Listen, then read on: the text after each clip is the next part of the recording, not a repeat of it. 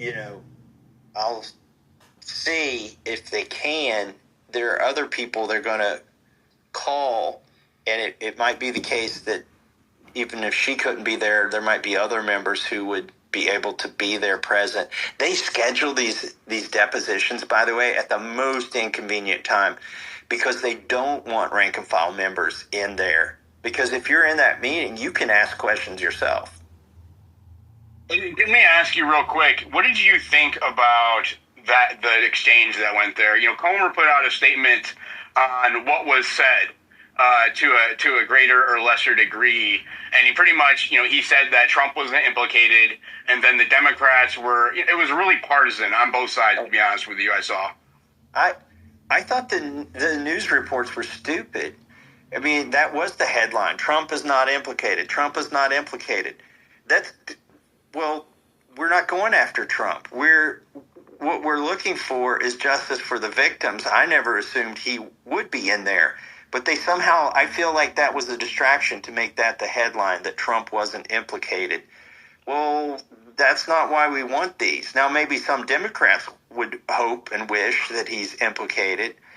But what Ro Khanna and I are looking for is for justice for the victims.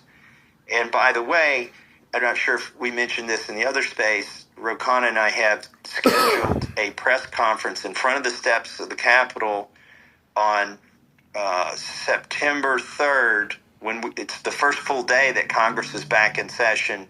I think it's at 10 a.m. when we're going to do that. We'll have survivors who've never spoken publicly before speak at that press conference. So here's the interesting thing about that. This puts to bed all of those people who they're just throwing up smoke and mirrors, but they say, oh, Congressman Massie and Congressman Khanna, they're putting these survivors at risk. They want to expose them. Their legislation isn't crafted well enough to protect them. Well, if that were all true, why are survivors showing up at our press conference to try to help get our legislation passed? And that's exactly. The victims are definitely not getting justice here.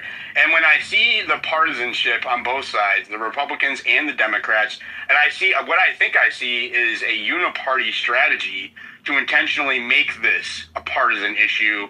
That way people aren't focusing on the facts of the case and are perceiving it more as an attack by the opposition party, right? And I can only imagine